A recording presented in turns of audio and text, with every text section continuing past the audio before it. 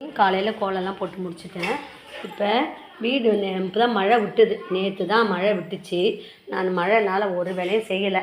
இனிமேல் தான் வீடு நல்லா நீட் பண்ணலான்னு இருக்கேன். ஏன்னா மழையில் சுட சுட எதனா செய்து சாப்பிட்ணுன்னு ஆசையாக இருந்துச்சு. அதனால் செய்து சாப்பிட்றதுலே இருந்துட்டேனே தவிர, பலகாரம் செய்து சாப்பிட்றதுலே இருந்துட்டேனே தவிர எதுவுமே வீடை நீட் பண்ணல. இன்றைக்கி மழை விட்டுருச்சு. இனிமேல் தான் வீடை க்ளீன் பண்ணிவிட்டு மிளகு குழம்பு வைக்கலான்னு பார்க்குறேன். மிளகு குழம்பும் கிள்ளி போட்ட சாம்பாரும் பண்ணலான்னு பார்க்குறேன். எப்படி செய்யலான்றதை பார்ப்போம். முதல்ல ரொட்டீன் ஒர்க் என்னன்றதை பார்ப்போம். நான் காலமே ஏஞ்சி கோலம் போட்டு இனிமேல் குளிச்சுட்டு தான் நான் மற்ற வேலைகளை ஆரம்பிப்பேன். சுத்தம் பண்ணுறதுக்கு நம்ம துணியை வாஷிங் மிஷினில் போட்டுறப்பறேன். நான் துணியை வாஷிங் மிஷினில் போட்டுட்டு அதுக்கப்புறம் துணி துவைக்கிறதுக்குள்ளே குளிச்சிடலாம். வாஷிங் மிஷினில் துணியெல்லாம் போட்டுக்கிறேன். துணிங்களெல்லாம் எடுத்துட்டாலுமே வீடு நீட்டாகிடும். அடுத்தது பாத்திரத்தெல்லாம் ஒதுங்க வச்சிட்டோம்னு வச்சுங்களேன் கழுவுறதுக்கு, அப்போ அது இன்னும் நல்லா ஓரளவு சுத்தமாகிடும். நான் வாரத்துக்கு ஒரு முறை ஒட்டரை அடிச்சுப்பேன். இந்த மாதிரி ஒட்டரை கொம்பு வாங்கி வச்சுக்கோங்க, வீட்டுக்கு ரொம்ப யூஸாக இருக்கும். இது பாருங்கள், எக்ஸ்டெண்ட் பண்ணிக்கலாம். இது அட்ஜஸ்ட்மெண்ட்டு தான். இது மாதிரி வாங்கி வச்சுக்கிட்டிங்கன்னா நீங்கள் யாரையும் எதிர்பார்க்க தேவை. இந்த மாதிரி ஒட்டரை கொம்பு வச்சு நீங்களே வாரத்துக்கு ஒரு முறை ஒட்டரை அடிச்சுக்கோங்க. ஏன்னா ஒட்டரை இருந்ததுன்னா பைசா சேராது சொல்லுவாங்க, கடன் வரும் அப்படின்லாம் சொல்லுவாங்க. அதனால் நம்ம வாரம் ஒரு முறை ஒட்டரை அடித்து வச்சுக்கலாம். அதுவும் இல்லாமல் வீடு சுத்தமாக இருந்தால் நல்லது. அதுக்காக கூட இந்த மாதிரி சாஸ்திரப்படி அந்த காலத்தில் சொல்லி வச்சுருக்கலாம். அப்போ ஒட்டரை இல்லாமல் இருந்தால் தான் வீடு நல்லாயிருக்கும், தூசி இல்லாமல் இருக்கும். அதனால் நான் வாரத்துக்கு ஒரு முறை ஒட்டரை அடிச்சுப்பேன். அப்போ எப்போவுமே வீடு நீட்டாக க்ளீனாகவே இருக்கும் எங்கள் வீடு. இப்போ பொதுவாகவே எல்லார் வீட்லேயும் ஒரு பொருள் வாங்கி ஒரு டேபிள் இருந்ததுன்னா அந்த டேபிள் ஃபுல்லாக நிறைஞ்சிரும். எங்கே டேபிள் வச்சாலும் அந்த டேபிள்லாம் ஃபுல்லாகவே நிறைஞ்சிடும். நம்ம உடனே டேபிள் இருந்தால் அது மேலே வச்சுருவோம். அந்த மாதிரி இருக்கும்போது வீடு நீட்டாக அழகாக க்ளீனாக தெரியாது. அதனால் நம்ம எப்போயுமே சுத்தம் பண்ணிக்கிட்டே இருக்கணும் வீட்டை. அப்போ தான் எப்போவுமே வீடு சுத்தமாக தெரியும். வீட்டில் இருக்க எல்லாருமே சேர்ந்து கோஆப்ரேட் பண்ணால் தான் வீடு சுத்தமாக இருக்கும். ஒருத்தரே செய்துட்டு இருந்தாங்கன்னா வீடு சுத்தமாக இருக்காது. எத்தனை பேர் வீட்டில் இருக்காங்களோ அத்தனை பேருமே சேர்ந்து சுத்தம் பண்ணணும், வீட்டை நீட்டாக வச்சுக்கணும். அப்படின்னும் போது தான் வீடு சுத்தமாக இருக்கும். ஒருத்தரே சமையல் பண்ணி ஒருத்தரே வேலை செய்யணும், வீடெல்லாம் நீட் பண்ணணும்னா முடியாது. எல்லாம் கோஆப்ரேட் பண்ணால் தான் வீடு நீட்டாக இருக்கும்.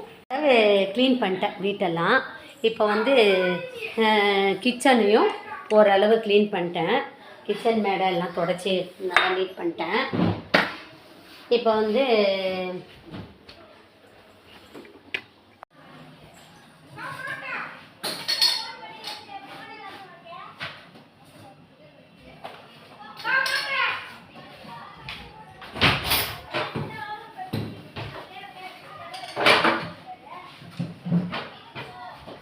இப்போ இது கவுண்டர் டாப் க்ளீன் ஆகிடுச்சு. அது துணி ஈர துணி வச்சு தண்ணி வச்சு கழுவி வைக்கணும். அப்படின்னா தான் இன்னும் நல்லா சுத்தமாக இருக்கும். இப்போ இந்த தூசியெல்லாம் நான் எடுத்துட்டேன், குப்பையெல்லாம் எடுத்துட்டேன். இனிமேல் பாத்திரத்தை கழுவிட்டு கவுண்டர் டாப்பை கழுவி விட்டேன்னா வீடு சுத்தமாகிடும். இந்த உருளையை பூ டெக்கரேஷன் பண்ண போகிறேன். எப்பவுமே அது செய்தால் உருளை டெக்கரேஷன் பண்ணி வீட்டில் வச்சா மைண்டுக்கும் கொஞ்சம் ரிலாக்ஸாக இருக்குது. அதனால் உருளைக்கு நான் சுத்த தண்ணி, ஃபில்டர் தண்ணி தான் நான் போடுவேன். உருளை நான் டெக்கரேஷன் பண்ண போகிறேன். அதை வச்சுட்டு அடுத்த வேலையை பார்க்கலான்னு பார்க்குறேன். எனக்கு ரொம்ப பிடிக்கும் உருளை டெக்கரேஷன் பண்ணுறது. இந்த பூ ஒரு வாரம் நான் வாங்கி வச்சுப்போம் நாங்கள் ஃப்ரிட்ஜில். இது ஒரு வாரம் யூஸ் ஆகும். இன்றைக்கி வேறு மாடலில் பண்ண போகிறேன். என்னுடைய ரொட்டீன் ஒர்க்கில் இதுவும் ஒரு ஒர்க்கு. எனக்கு பிடிச்ச வேலை இது. நீங்களும் செய்து பாருங்களேன்.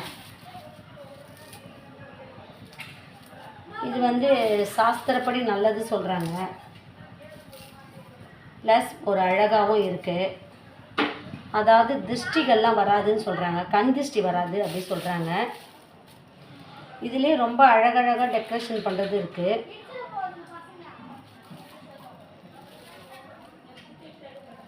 எனக்கு தெரிஞ்சதை நான் பண்ணுறேன்.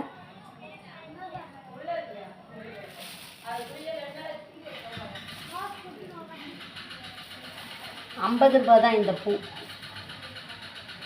இது ஒரு வாரத்துக்கு போதும். வாரம் ₹50 கொடுத்து பூ வாங்கினா போதும். வீட்டில் பூ பூத்துதுன்னா அப்படி கூட யூஸ் பண்ணிக்கிடலாம். எங்களுக்கு வீட்டில் தோட்டத்தில் பூவெலாம் இல்லாதனால நான் வாங்கி நான் எனக்கு தெரிஞ்ச மாடலில் சிம்பிளாக தான் டெக்கரேஷன் பண்ணுறேன். ஒரு சிலர் அழகழகாக பண்ணுவாங்க, நான் வீடியோலலாம் பார்த்துருக்கேன். எனக்கு இவ்வளோ தான் செய்ய தெரியும். மறுநாள் இந்த பூவை நான் யூஸ் பண்ணிப்பேன். இது மறுநாளைக்கு கூட தலைக்கு கூட வச்சுக்கிடலாம். ரொம்ப நல்லா தான் இருக்குது.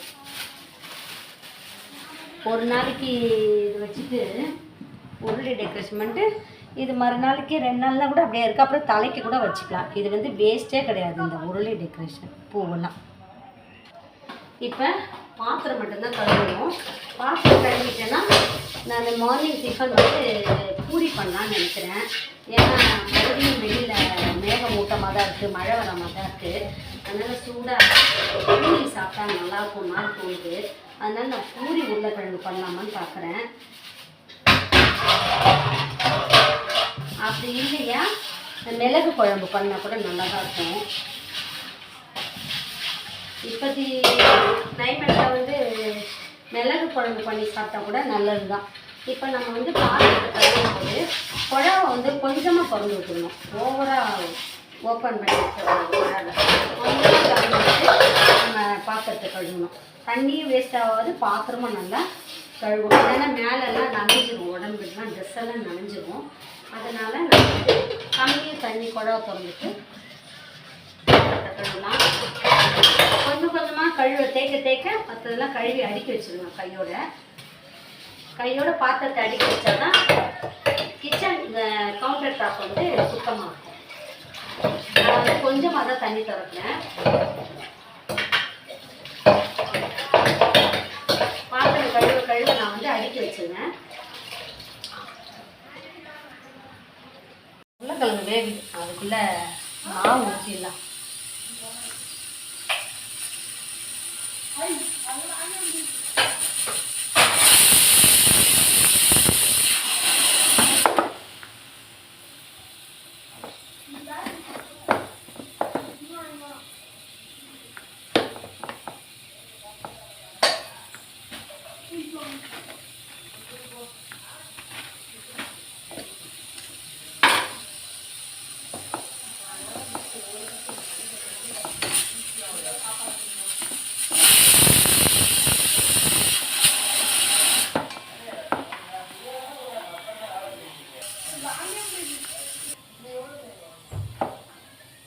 எண்ணெய் ஊற்றி வச்சுருக்கேன். இன்னும் சூடானவங்க தான் போடணும்.